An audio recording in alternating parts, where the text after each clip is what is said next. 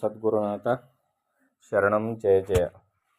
ಓಂ ಸಚ್ಚಿದಾನಂದ ಶರಣಂ ಜಯ ಜಯ. ಎಲ್ಲರಿಗೂ ನನ್ನ ನಮಸ್ಕಾರಗಳು. ಜ್ಞಾನೇಶ್ವರಿ ಗೀತಾಮೃತ.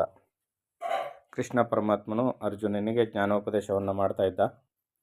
ಹಲವು ವಿಚಾರಗಳನ್ನ ತಿಳಿಸ್ಕೊಡ್ತಾ ಇದ್ದ. ಜ್ಞಾನಿಯಾದವನ ಲಕ್ಷಣಗಳು ಹೇಗಿರ್ತವೆ ಮತ್ತು ಆತನಲ್ಲಿ ಯಾವುದೆಲ್ಲ ಗುಣಗಳನ್ನ ನಾವು ಹೆಚ್ಚಾಗಿ ನೋಡ್ಬೋದು ಅನ್ನೋದನ್ನೆಲ್ಲ ತಿಳಿಸ್ಕೊಡ್ತಾ ಇದ್ದ.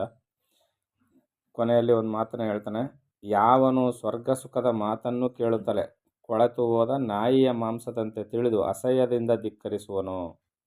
ಸ್ವರ್ಗ ಸುಖ ಇಲ್ಲಿದೆ, ಸ್ವರ್ಗ ಸುಖವಾದಷ್ಟು ಭೋಗ ಇಲ್ಲಿದೆ ಅಂತ ಅಂದರೆ ಕೊಳೆತೋದ ನಾಯಿಯನ್ನು ನೋಡದಂತೆ, ಆ ಕೊಳೆತೋದ ನಾಯಿ ಮಾಂಸವನ್ನು ನೋಡಿದ್ರೆ ಹೇಗೆ ಅಸಹ್ಯ ಪಟ್ಕೊಳ್ತಾರೋ ಆ ರೀತಿಯಲ್ಲಿ ಜ್ಞಾನಿಯಾದವನು ಸ್ವರ್ಗ ಸುಖವನ್ನು ರುಚೀಕರಿಸ್ತಾನಂತೆ. ಈ ರೀತಿ ವಿಷಯಗಳಲ್ಲಿ ವಿರಾಗವುಳ್ಳ ಅಂತ ಯಾರು ಈ ರೀತಿಯಲ್ಲಿ ವಿಷಯಗಳಲ್ಲಿ ವಿರಾಗವುಳ್ಳವನೇ ಆತ್ಮಪ್ರಾಪ್ತಿಯನ್ನು ಪಡೆದು ಬ್ರಹ್ಮಾನಂದವನ್ನು ಅನುಭವಿಸತಕ್ಕವನು. ಈ ಪ್ರಕಾರ ಇಹಪರ ಲೋಕಗಳ ಸುಖಭೋಗಗಳಲ್ಲಿ ಸಂಪೂರ್ಣ ವಿರಾಗ ಪಡೆದವನಲ್ಲಿ ಮಾತ್ರವೇ ವಿಪುಲವಾದ ಜ್ಞಾನವು ನೆಲೆಸಿರುವುದೆಂದು ತಿಳಿ ಅಂತ ಮಾತನ್ನು ಹೇಳ್ತಾನೆ. ಈಗ ಅನಹಂಕಾರವ ಮಾತು. ಅನಹಂಕಾರ ಅಂದರೆ ಹೇಗಿರ್ತದೆ ಅನ್ನೋ ವಿಚಾರವನ್ನು ತಿಳಿಸ್ಕೊಡ್ತಾನೆ. ಅಂದರೆ ಅಹಂಕಾರವಿಲ್ಲದ್ದು. ಅನಹಂಕಾರ ಅಂದರೆ ಏನು ಅನ್ನೋದನ್ನು ಪರಮಾತ್ಮ ಶ್ರೀಕೃಷ್ಣ ಪರಮಾತ್ಮನ ಹೇಳ್ತಾನೆ. ಅದನ್ನು ಆತನ ಮಾತಿನಲ್ಲೇ ಕೇಳೋಣ. ಯಾವನು ಸಕಾಮನಂತೆ ಬಾವಿ, ಕೆರೆ, ಸೋಪಾನ, ಧರ್ಮಶಾಲೆ ಮೊದಲಾದ ಲೋಕೋಪಯೋಗಿ ಕೆಲಸಗಳನ್ನು ಮಾಡುತ್ತಿದ್ದರೂ ಕಿಂಚಿತ್ತಾದರೂ ಕರ್ತೃತ್ವದ ಅಭಿಮಾನವನ್ನು ಪಡೆಯುವುದಿಲ್ಲವೋ, ಯಾವನು ವರ್ಣಾಶ್ರಮ ಧರ್ಮವನ್ನು ಪಾಲಿಸುವಂತಹ ನಿತ್ಯ ನೈಮಿತ್ತಿಕ ಕರ್ಮಗಳನ್ನು ಎಡೆಬಿಡದೆ ಆಚರಿಸುತ್ತಿದ್ದರೂ ನಾನು ಇಂತಹ ಕರ್ಮಗಳನ್ನು ಮಾಡಿದೆನೆಂಬ ಅಭಿಮಾನವನ್ನು ತಿಲಮಾತ್ರವೂ ಇರಗೊಡನೋ ಅವನೇ ನಿಜವಾದ ಜ್ಞಾನಿಯು. ಜ್ಞಾನಿಯನ್ನು ಯಾವ್ಯಾವ ರೀತಿಯಲ್ಲಿ ಹೇಳ್ತಾರೆ ನೋಡಿ. ಈಗ ಯಾವನು ಸಕಾಮನಂತೆ, ಸಕಾಮನಂತೆ ಅಂದರೆ ಫಲದ ಅಪೇಕ್ಷೆಯನ್ನು ಇಟ್ಟುಕೊಂಡು ಮಾಡ್ತಕ್ಕಂಥವನು ಸಕಾಮಿ. ಫಲದ ಅಪೇಕ್ಷೆಯನ್ನು ಬಿಟ್ಟು ಮಾಡ್ತಕ್ಕಂಥವನು ನಿಷ್ಕಾಮ ಕರ್ಮವನ್ನು ಮಾಡ್ತಕ್ಕಂಥವನು. ಆದರೆ ಇಲ್ಲಿ ಜ್ಞಾನಿ ಸಕಾಮನಂತೆ ಕಾಣ್ತಾನೆ. ಫಲದ ಅಪೇಕ್ಷೆ ಇಟ್ಕೊಂಡು ಕೆಲಸ ಮಾಡ್ತಾ ಇದ್ದಾನೆ ಇವನು ಅನ್ನುವಂತೆ ಕಾಣಿಸ್ಕೊಳ್ತಾನೆ. ಆದರೆ ಅವನು ಯಾವುದೇ ಫಲದ ಅಪೇಕ್ಷೆಯನ್ನು ಇಟ್ಕೊಂಡಿರೋದಿಲ್ಲ. ಅವನೇನು ಮಾಡ್ತಾನೆ, ಬಾವಿ, ಕೆರೆ, ಧರ್ಮಶಾಲೆಗಳು, ಅನ್ನಛತ್ರಗಳನ್ನೆಲ್ಲ ಕಟ್ಟಿಸ್ತಾ ಇರ್ತಾನೆ. ಆದರೆ ಫಲದ ಅಪೇಕ್ಷೆಯನ್ನು ಇಟ್ಕೊಂಡಿರೋದಿಲ್ಲ, ಅಭಿಮಾನವನ್ನು ಕೂಡ ಇಟ್ಕೊಂಡಿರೋದಿಲ್ಲ. ಎಳ್ಳಷ್ಟು ತಿಲ ಮಾತ್ರವೂ ಅಭಿಮಾನವನ್ನು ಇಟ್ಕೊಂಡಿರೋದಿಲ್ಲ. ಅವನು ನಿಜವಾದ ಜ್ಞಾನಿಯಾಗಿರ್ತಾನೆ. ಅದು ಜ್ಞಾನಿಯ ಲಕ್ಷಣ. ಅದು ವಾಯುವು ಸರ್ವತ್ರ ಸಮನಾಗಿ ಸಂಚರಿಸುವಂತೆ, ಅಥವಾ ಸೂರ್ಯನು ನಿರಭಿಮಾನದಿಂದ ದಿನದಿನವೂ ಉದಯಿಸುವಂತೆ, ಅಥವಾ ವೇದವು ಸಹಜವಾಗಿಯೇ ಜ್ಞಾನ ರಹಸ್ಯವನ್ನು ಹೇಳುವಂತೆ, ಅಥವಾ ಗಂಗೆಯು ಮನಸ್ಸಿನಲ್ಲಿ ಯಾವ ಫಲಾಭಿಲಾಷೆಯನ್ನು ಇರಿಸದೆ ನಿರಂತರವೂ ಒಂದೇ ಸಮನಾಗಿ ಪ್ರವಹಿಸುವಂತೆ, ಯಾವನು ನಿರಭಿಮಾನದಿಂದ ಸಕಲ ವ್ಯವಹಾರಗಳನ್ನು ಮಾಡುತ್ತಿರುವನೋ, ಕಾಲೋಚಿತವಾಗಿ ಫಲಿಸುವ ಮರಗಳಿಗೆ ತಮ್ಮಲ್ಲಿ ಉದಿಸುವ ಫಲಗಳ ಅರಿವಿಲ್ಲದಿರುವಂತೆ, ಇತರರಿಗೆ ಅನುಕೂಲ ಮಾಡುತ್ತಿರುವೆನೆಂಬ ಅಹಂಕಾರವು ಯಾವನಿಗೆ ಇರುವುದಿಲ್ಲವೋ, ಮತ್ತು ಹೂಮಾಲೆಯಲ್ಲಿದ್ದ ದಾರವು ಕಿತ್ತು ಹೋಗಲು ಮಾಲೆಯಲ್ಲಿದ್ದ ಹಿಂದು ಮುಂದಿನ ಪುಷ್ಪಗಳು ನಿಲ್ಲದೆ ಬೀಳುವಂತೆ, ಅಹಂಕಾರವೆಂಬ ಸೂತ್ರವು ಕಿತ್ತು ಹೋದವನ ಮನಸ್ಸಿನಲ್ಲಿಯೂ ಆಚರಣೆಯಲ್ಲಿಯೂ ವಾಣಿಯಲ್ಲಿಯೂ ಕಿಂಚಿತ್ತಾದರೂ ಅಭಿಮಾನ ಇರುವುದಿಲ್ಲ. ಎಷ್ಟು ಚೆನ್ನಾಗಿ ಉದಾಹರಣೆಯನ್ನು ಕೊಟ್ಟು ಹೇಳ್ತಾರೆ ನೋಡಿ. ಈಗ ಹೂಮಾಲೆಯನ್ನು ನಾವು ನೋಡಿರ್ತೀವಿ, ಹಿಂದೆ ಮುಂದೆ ಎಲ್ಲ ಗಂಟು ಹಾಕಿರ್ತಾರೆ. ಆ ಗಂಟನ್ನು ಕತ್ತರಿಸ್ಬಿಟ್ರೆ ಈ ಕಡೆ ತುದಿಯಲ್ಲಿ ಆ ಕಡೆ ತುದಿಯಲ್ಲಿ ಇದ್ದಂಥ ಹೂಗಳು ಹೇಗೆ ಕಳಚಿ ಬಿದ್ದೋಯ್ತವೋ, ಅದೇ ರೀತಿಯಲ್ಲಿ ಸತ್ಕರ್ಮವನ್ನು ಸತ್ಕರ್ಮವನ್ನು ಮಾಡ್ತಾ ಇರ್ತಕ್ಕಂಥ ವ್ಯಕ್ತಿಯಲ್ಲಿ ಅಭಿಮಾನ ಇಲ್ಲದೇ ಇದ್ದಾಗ ಈ ಅಹಂಕಾರ ಅಂತಕ್ಕಂಥದ್ದು ಕಿತ್ತು ಹೋಗಿರ್ತದೆ. ಮನಸ್ಸಿನಲ್ಲಿ ಯಾವುದೇ ಕಾರಣಕ್ಕೂ ಸಹ ಅವನಲ್ಲಿ ಕಿಂಚಿತ್ತಾದರೂ ಅಭಿಮಾನ ಇರುವುದಿಲ್ಲ ಅಂತ ಇಲ್ಲಿ ಪರಮಾತ್ಮನು ಹೇಳ್ತಾ ಇದ್ದಾನೆ. ಸಂಚರಿಸುತ್ತಿರುವ ಮೋಡಗಳ ಸಂಬಂಧವು ಆಕಾಶಕ್ಕೆ ಅಂಟದಿರುವಂತೆ ಕರ್ಮಾಚರಣೆಯಲ್ಲಿ ನಿರ್ಲಿಪ್ತನಾಗಿರುವವನೇ ಜ್ಞಾನಿಯು. ಮತ್ತು ಚಿತ್ರದ ಬೊಂಬೆಯು ಕೈಯಲ್ಲಿ ಧರಿಸಿರುವ ಆಯುಧವನ್ನು ತಿಳಿಯುವುದೇ. ಒಂದು ವೇಳೆ ಎತ್ತುಗಳ ಬೆನ್ನಿನ ಮೇಲಿನ ಶಾಸ್ತ್ರೀಯ ಗ್ರಂಥಗಳನ್ನು ಒರೆಸಿದರೂ ಅವಕ್ಕೆ ಆ ಗ್ರಂಥಗಳ ಜ್ಞಾನವಿರುವುದೇ. ಇದರಂತೆ ಅಹಂಕಾರರಹಿತನಾಗಿ ಪರಿವರ್ತಿಸುವವನನ್ನು ನೋಡಿ ತಿಳಿದವರು ನಿರಹಂಕಾರಿ ಎನ್ನುವರು. ಇಂತಹ ವರ್ತನೆಯುಳ್ಳವನಲ್ಲಿ ಜ್ಞಾನಪ್ರಾಪ್ತಿಯಾಗುವುದು ಎಂಬುದರಲ್ಲಿ ಎಳ್ಳಷ್ಟು ಸಂದೇಹವಿಲ್ಲ. ಅಂದರೆ ಜ್ಞಾನಿಯಾದವನು ಪ್ರಾಪಂಚಿಕವಾದ ಯಾವುದೇ ಥರದ ಜ್ಞಾನಕ್ಕೆ ಒಳಗಾಗೋದಿಲ್ಲ. ಅವನು ಅಂದರೆ ಪ್ರಾಪಂಚಿಕ ಜ್ಞಾನ ಅಂದರೆ ಯಾವುದು, ನಾನೆನ್ನುವ ಅಹಂಭಾವಕ್ಕೆ ಒಳಗಾದಂಥ ಯಾವ ಜ್ಞಾನ ಇದೆಯಲ್ಲ ಅವು ಯಾವುದನ್ನು ಕೂಡ ಅವನು ಅಳವಡಿಸ್ಕೊಳ್ಳೋದಿಲ್ಲ. ಯಾವನು ಜನನ ಮರಣಾದಿ ಸಂಕಟಗಳನ್ನು ನಿರ್ಲಿಪ್ತ ದೃಷ್ಟಿಯಿಂದ ನೋಡುವನೋ, ಅಂದರೆ ಮಾಂತ್ರಿಕನು ಪಿಶಾಚಿಯನ್ನು, ಯೋಗಿಯು ಉಪಾಧಿಯನ್ನು, ಸೇರುವೆಗಾರನು ಮೂಲೆ ಮಟ್ಟಗಳ ಸಹಾಯದಿಂದ ಗೋಡೆಯ ಹೆಚ್ಚು ಕಡಿಮೆಗಳನ್ನು ನೋಡುವಂತೆ, ಯಾವನು ಮೃತ್ಯು ರೋಗಾದಿಗಳನ್ನು ನಿರ್ವಿಕಾರದಿಂದ ಎದುರಿಸುವನೋ, ಮತ್ತು ಸರ್ಪವು ತನ್ನ ಹಿಂದಿನ ಜನ್ಮದ ವೈರಿಯನ್ನು ಸ್ವಲ್ಪವೂ ಮರೆಯದೆ ಛಲಸಾಧಿಸುವಂತೆ ಯಾವನು ತನ್ನ ಪೂರ್ವಜನ್ಮದ ಪಾಪಗಳನ್ನು ಸ್ಮರಿಸಿಕೊಂಡು ಅವುಗಳ ನಾಶಕ್ಕೆ ಕಂಕಣಬದ್ಧನಾಗುವನು. ಅಂದರೆ ಯಾವೊಬ್ಬ ವ್ಯಕ್ತಿ ನಾನಿಂದ ಬಹುವಾಗಿ ತಪ್ಪುಗಳನ್ನು ಮಾಡಿದರೆ ಅವುಗಳನ್ನೆಲ್ಲ ನಾಶ ಮಾಡ್ಕೊಳ್ಬೇಕಪ್ಪ, ಸತ್ಕರ್ಮವನ್ನು ಮಾಡಬೇಕು ಅಂತ ಯಾವನು ಕಂಕಣಬದ್ಧನಾಗ್ತಾನೋ, ಕಣ್ಣಲ್ಲಿ ಸೇರಿದ ಮರಳಿನ ಕಣವು ಕರಗುವುದೇ. ಹಾಗೆಯೇ ಗಾಯವನ್ನು ಬಾಣದ ತುದಿಯಿಂದ ಕೆದಕುತ್ತಿದ್ದರೆ ಮಾಯುವುದೇ. ಇದೇ ಪ್ರಕಾರ ನಾನು ಮೂತ್ರದ್ವಾರದಲ್ಲಿ, ಕೀವಿನ ಹಳ್ಳದಲ್ಲಿ, ತಾಯಿಯ ಗರ್ಭದಲ್ಲಿ ಸದಾ ದುರ್ಗಂಧದಲ್ಲಿ ಬಿದ್ದು ಎದ್ದೆನಲ್ಲ ಎಂದು ಸದಾ ಜನ್ಮ ದುಃಖವನ್ನು ನೆನೆಸುವನು.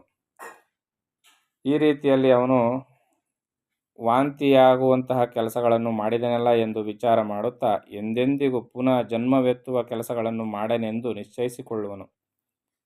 ಈ ರೀತಿಯಲ್ಲೆಲ್ಲ ಜ್ಞಾನಿ ವಿಚಾರವನ್ನು ಮಾಡ್ತಾನೆ. ನಾನು ಎಂದೆಂದಿಗೂ ಒಟ್ಟಾರೆಯಾಗಿ ಏನು ಹೇಳ್ತಾರೆ ಅಂದರೆ, ಇಲ್ಲಿ ನಾನಿನ್ನೂ ಪುನಃ ಜನ್ಮವನ್ನು ಎತ್ತಲಿಕ್ಕೆ ಬೇಕಾಗಿರ್ತಕ್ಕಂಥ ಕರ್ಮ ಫಲಗಳನ್ನು ಅಂಟಿಸ್ಕೋಬಾರ್ದು. ನಿಷ್ಕಾಮ ಕರ್ಮವನ್ನು ಮಾಡಬೇಕು, ಸತ್ಕರ್ಮಗಳನ್ನೇ ಮಾಡಬೇಕು. ಕರ್ಮಫಲವನ್ನು ಬರುವಂಥ ಯಾವುದೇ ವಿಚಾರದಲ್ಲಿ ಮನಸ್ಸನ್ನು ಎಡೆಗೊಡಬಾರ್ದು ಅಂತ ಇಲ್ಲಿ ಜ್ಞಾನಿಯಾದವನು ಇರ್ತಾನೆ. ಕರ್ಮಫಲವನ್ನು ತಿರಸ್ಕಾರ ಮಾಡಿರ್ತಾನೆ. ಈ ರೀತಿಯಲ್ಲಿ ಜ್ಞಾನಿ ಇರ್ತಾನೆ. ಆತ್ಮಜ್ಞಾನಿಯು ತನ್ನಲ್ಲಿ ತಾನು ಆಲೋಚಿಸುತ್ತಾ ಈ ಶರೀರದ ಸ್ವರೂಪವನ್ನು ಈ ರೀತಿ ನಿಶ್ಚಯಿಸುವನು. ಈಗ ಆತ್ಮಜ್ಞಾನಿ ಈ ಶರೀರದ ಸ್ವರೂಪವನ್ನು ಈ ರೀತಿಯಲ್ಲಿ ನಿಶ್ಚಯಿಸ್ತಾನೆ. ಏನಂದರೆ, ಯೌವನದಿಂದ ಪುಷ್ಟಿಯಾಗಿ ಮೆರೆಯುತ್ತಿರುವ ಈ ಶರೀರವು ಅತಿ ಶೀಘ್ರವಾಗಿ ಬತ್ತಿ ಹೋಗುವ ಬುಡುಮೆಕಾಯಿಯಂತೆ ಮುಪ್ಪನ್ನು ಅಡರಿಸುವುದು. ದುರದೃಷ್ಟನ ಪ್ರಯತ್ನವು ನಿಷ್ಫಲವಾಗುವಂತೆ ನನ್ನ ಕೈಕಾಲುಗಳ ಶಕ್ತಿಯು ಉದುಗಿ ಹೋಗುವುದು. ನನ್ನ ಯೌವನವು ಸನ್ಮಂತ್ರಿ ಇಲ್ಲದ ರಾಜನಂತಾಗುವುದು. ಒಬ್ಬ ಒಳ್ಳೆ ಮಂತ್ರಿ ಇದ್ದು ಸಲಹೆಯನ್ನು ಕೊಡಲಿಲ್ಲ ಅಂದರೆ ಒಬ್ಬ ರಾಜನು ಹಾಳಾಗ್ತಾನೆ. ಆ ರೀತಿಯಲ್ಲಿ ಇವನು ಯೌವನವನ್ನು ಕಳ್ಕೊಂಡಂಥ ವ್ಯಕ್ತಿ ಕೂಡ ಅದೇ ರೀತಿಯಲ್ಲಿ ಆಗ್ತಾನೆ. ಪರಿಮಳವನ್ನು ಆಘ್ರಾಣಿಸುತ್ತಿದ್ದ ನಾಸಿಕವು ಮುಪ್ಪಿನ ಅವಸ್ಥೆಯಲ್ಲಿ ಒಂಟೆಯ ಕಾಲಿನಂತೆ ಡೊಂಕಾಗುವುದು. ಅಂದರೆ ಮುಪ್ಪಾಗ್ತಾ ಮೂಗು ಏನಾಗುತ್ತೆ, ಪರಿಮಳವನ್ನು ಆಘ್ರಾಣಿಸುವುದಿಲ್ಲ. ಯಾಕೆ? ಮುಪ್ಪಿನ ಸಮಯದಲ್ಲಿ ಏನಾಗುತ್ತೆ, ಈ ವಾತಾಪಿತ್ತ ಕಫ ಜಾಸ್ತಿ ಆದಾಗ ನಾಡಿಗಳೆಲ್ಲ ಬ್ಲಾಕ್ ಆಗುತ್ತೆ. ಆಗ ರುಚಿ ತೋರೋದಿಲ್ಲ, ವಾಸನೆ ಹತ್ತೋದಿಲ್ಲ, ಹಾಗೆ ಇವ್ಯಾವು ಗೊತ್ತಾಗೋದಿಲ್ಲ. ಮತ್ತು ಆಷಾಢ ಮಾಸದಲ್ಲಿ ಸುರಿದ ಜಡಿಮಳೆಯಿಂದ ಹುಟ್ಟಿದ ಕೆಸರಿನಲ್ಲಿ ತಿರುಗಾಡುವ ಪಶುಗಳ ಕಾಲಿನಲ್ಲಿ ಗೆರಸಿ ರೋಗವು ಬರುವಂತೆ ವಾರ್ಧಕ್ಯ ರೋಗವು ತಲೆಯನ್ನು ಹಿಡಿಯುವುದು. ಮುಪ್ಪಿನ ರೋಗ ತಲೆಯನ್ನು ಆವರಿಸ್ಕೊಳ್ತದೆ. ಅರ್ಥ ಆಗ್ತದೆ ಅಲ್ವಾ? ಈಗ ಶರೀರ ಎಷ್ಟು ಅಸ್ಥಿರವಾದದ್ದು ಮತ್ತು ಎಷ್ಟು ರೋಗ ರುಜಿನಕ್ಕೆ ಒಳಗಾಗುತ್ತೆ ಅನ್ನೋದನ್ನು ಇಲ್ಲಿ ಜ್ಞಾನಿ ಚಿಂತನೆ ಮಾಡ್ತಾನೆ. ಅವನ ಶರೀರದ ಸರ್ವಾಂಗಗಳು ಕುಸುಮವು ಬತ್ತಿ ಹೋಗುವಂತೆ, ಅಂದರೆ ಹೂವು ಒಣಗಿ ಹೋಗುವಂತೆ, ಅಥವಾ ಹಣ್ಣಾದ ಪಡವಲಕಾಯಿಯ ಸುಕ್ಕಾಗುವಂತೆ. ಈಗ ಪಡವಲಕಾಯಿಯನ್ನು ಯಾಕೆ ಕೊಟ್ಟಿದ್ದಾರೆ ಅಂದರೆ, ಅದು ಬಲ್ತು ದೊಡ್ಡದಾಗುತ್ತೆ, ಹಣ್ಣಾಗಿ ಆದಮೇಲೆ ಮುದುಡ್ಕೊಳ್ತಾ ಹೋಗುತ್ತೆ, ಸುಕ್ಕಾಗಿ ಮುದುಡ್ಕೊಳ್ಳುತ್ತೆ. ಸುಕ್ಕಾಗುವಂತೆ ಕಣ್ಣು ಉಬ್ಬುಗಳ ಮೇಲಣ ಕೂದಲುಗಳು ತರೆಗೆಲೆಗಳಂತೆ ಅಧೋಮುಖವಾಗಿ ಉದುರಿ ಹೋಗುವುದು. ಮುದಿಯಮ್ಮೆಯ ಕೆಚ್ಚಲಿನಂತೆ ವೃದ್ಧನ ವಕ್ಷಸ್ಥಳವು ಜೋಲಾಡುವುದು. ಕಣ್ಣೀರಿನಿಂದ ಎದೆಯು ನೆನೆಯುವುದು. ಓತಿಕೇತವು ಜಾಲಿ ಮರದ ಮೇಲಕ್ಕೂ ಕೆಳಕ್ಕೂ ಓಡಾಡುತ್ತಾ ಅಂಟಿನಿಂದ ತಗುಲುಕೊಂಡಿರುವಂತೆ ಯಾವನ ಬಾಯಿಯು ಜೊಲ್ಲಿನಿಂದಲೂ ಕಫದಿಂದಲೂ ಅಂಟಿಕೊಂಡಿರುವುದೋ, ಒಲೆಯ ಮುಂದೆ ನೀರಿನ ಹೊಂಡವನ್ನು ತೆಗೆದರೆ ಅದರಲ್ಲಿ ಹಾಕಿದ ನೀರು ಕೊಳೆತು ಗುಳ್ಳೆಗಳು ಏಳುವಂತೆ ಅವನ ಮೂಗು ಶ್ಲೇಷ್ಮ ಭರಿತವಾಗುವುದು. ಏನು ಹೇಳಿದೆ? ವಯಸ್ಸಾಗ್ತಾ ಇದ್ದಂಗೆ, ಮುಪ್ಪು ಆವರಿಸ್ಕೊಳ್ತಾ ಇದ್ದಂಗೆ ಏನಾಗುತ್ತೆ, ವಾತ ಪಿತ್ತ ಕಫ ಜಾಸ್ತಿ ಆಗುತ್ತೆ, ಶರೀರದಲ್ಲಿ ವಾಯು ಜಾಸ್ತಿ ಆಗುತ್ತೆ, ಬಾಯಲ್ಲಿ, ಗಂಟ್ಲಲ್ಲಿ, ಮೂಗಲೆಲ್ಲ ವಾತ ಪಿತ್ತ ಕಫಗಳೆಲ್ಲ ಜಾಸ್ತಿ ಆದಾಗ ಇಷ್ಟು ಮೂಗಿನ ದ್ವಾರದಲ್ಲಿ, ಬಾಯಿಯಲ್ಲಿ ಜೊಲ್ಲು, ಮೂಗಲ್ಲಿ ಶ್ಲೇಷ್ಮ ಅಂದರೆ ಗೊಣ್ಣೆ ಇವೆಲ್ಲ ಜಾಸ್ತಿ ಆಗುತ್ತೆ. ಸುಂದರವಾದ ತುಟಿಗಳಿಂದಲೂ ನಗುವಾಗ ಹೊರಹೊಮ್ಮುವ ದಂತ ಪಂಕ್ತಿಗಳಿಂದಲೂ ಮಧುರವಾಣಿಯಿಂದ ಅಲಂಕೃತವಾಗಿದ್ದ ಆತನ ಮುಖವು ಈಗ ಕಳಾಹೀನವಾದ ಚಂದ್ರನಂತೆ ವಿಕಾರ ಸ್ವರೂಪವಾಗುವುದು. ಕಳಚಿ ಬೀಳುತ್ತಿರುವ ಹಲ್ಲುಗಳ ಬಣ್ಣವನ್ನೇ ಮುಖದ ಮೇಲಿನ ಕೂದಲುಗಳು ಹಿಂಬಾಲಿಸುವುವು. ಅಂದರೆ ಹಲ್ಲುಗಳು ಬಿಳಿ ಇರ್ತವೆ, ಅವು ಕಳಚಿ ಬೀಳ್ತಾ ಇರ್ತವೆ. ಆ ಹಲ್ಲುಗಳು ಎಷ್ಟು ಬಿಳಿ ಇದ್ವೋ ತಲೆ ಕೂದಲುಗಳು ಕೂಡ ಅದೇ ರೀತಿಯಲ್ಲಿ ಬೆಳ್ಳಗಾಗ್ಬಿಡ್ತವೆ. ಋಣಭಾರವನ್ನು ಹೊತ್ತ ರೈತನಂತೆ, ಸೋನೆ ಮಳೆಗೆ ಸಿಕ್ಕಿದ ಪಶುವಿನಂತೆ ನಾಲಿಗೆಯು ಒಳಸೆಳೆದು ಚಲಿಸದಂತಾಗುವುದು. ನಾಲಿಗೆ ಏನೀಗ ಚೆನ್ನಾಗಿ ಓಡಾಡ್ತಾ ಇದೆಯಲ್ಲ, ಈ ನಾಲಿಗೆ ಬಂದು ಒಳಮುಖವಾಗಿ ಸೆಳೆಯಲ್ಪಡ್ತದೆ. ಆಗ ಮಾತುಗಳು ತೊದಲು ಬರ್ತವೆ, ಸ್ಪಷ್ಟವಾಗಿ ಮಾತಾಡೋದಕ್ಕಾಗೋದಿಲ್ಲ, ಯಾರಿಗೂ ಏನೂ ಹೇಳೋಕ್ಕಾಗೋದಿಲ್ಲ, ಊಟ ತಿಂಡಿ ಸರಿಯಾಗಿ ಮಾಡೋಕ್ಕಾಗೋದಿಲ್ಲ. ಇಂಥ ದುರವಸ್ಥೆಗೆ ಶರೀರ ಬಂದು ಒದಗ್ತದೆ. ಗಾಳಿಯ ಹೊಡೆತಕ್ಕೆ ಒಣ ಹುಲ್ಲು ಅಲುಗಾಡುವಂತೆ ಮುಖದಲ್ಲಿ ಬೆಳೆದ ಬಿಳಿ ಕೂದಲುಗಳು ಅಲುಗಾಡುವವು. ಆಷಾಢದ ಮಳೆಗಾಲದಲ್ಲಿ ಬೆಟ್ಟದ ಶಿಖರದಿಂದ ಒಂದೇ ಸಮನಾಗಿ ನೀರಿನ ಝರಿಯು ಹರಿಯುವಂತೆ ಆತನ ಮುಖದಲ್ಲಿ ಜೊಲ್ಲು ಧಾರಾಕಾರವಾಗಿ ಸೋರುವುದು. ಬಾಯಿ ಮಾತಾಡದು, ಕಿವಿ ಕಿವುಡಾಗುವುದು, ಕಣ್ಣು ಕುರುಡಾಗುವುದು, ಶರೀರವು ಕೋತಿಯಂತಾಗುವುದು. ಗಾಳಿಯ ಹೊಡೆತಕ್ಕೆ ಸಿಕ್ಕಿದ ಹುಲ್ಲಿನ ಬೊಂಬೆಯು ಹಿಂದಕ್ಕೂ ಮುಂದಕ್ಕೂ ಒಯ್ದಾಡುವಂತೆ ಶರೀರವೆಲ್ಲವೂ ಹಿಂದಕ್ಕೂ ಮುಂದಕ್ಕೂ ತೂಗಾಡುತ್ತಿರುವುದು. ಈ ರೀತಿಯಲ್ಲಿ ಒಬ್ಬ ವೃದ್ಧಾಪ್ಯನ ಸ್ಥಿತಿಯನ್ನು ಜ್ಞಾನಿ ಚಿಂತನೆ ಮಾಡ್ತಾನೆ. ಈ ಶರೀರ ಎಷ್ಟು ಸ್ಥಿರವಾದದ್ದು, ಇದನ್ನು ನಂಬ್ಕೊಂಡು ಕೂತ್ಕೊಂಡ್ರೆ ಏನು ಪ್ರಯೋಜನ ಇಲ್ಲ ಅನ್ನೋದನ್ನು ಜ್ಞಾನಿ ಚಿಂತನೆ ಮಾಡ್ತಾನೆ. ಈಗ ಕೃಷ್ಣ ಮುಂದುವರೆದು ಏನು ಹೇಳ್ತಾನೆ ಅಂತ ಮುಂದಿನ ಆಡಿಯೋದಲ್ಲಿ ನೋಡೋಣ. ಎಲ್ಲರಿಗೂ ಒಳ್ಳೆಯದಾಗಲಿ. ಓಂ ಸದ್ಗುರುನಾಥ ಶರಣಂ ಜಯ ಜಯ. ಓಂ ಸಚ್ಚಿದಾನಂದ ಶರಣಂ ಜಯ ಜಯ. ಹರಿ ಓಂ ತತ್ಸತ್. ಹರಿ ಓಂ ತತ್ಸತ್. ಹರಿ ಓಂ ತತ್ಸತ್.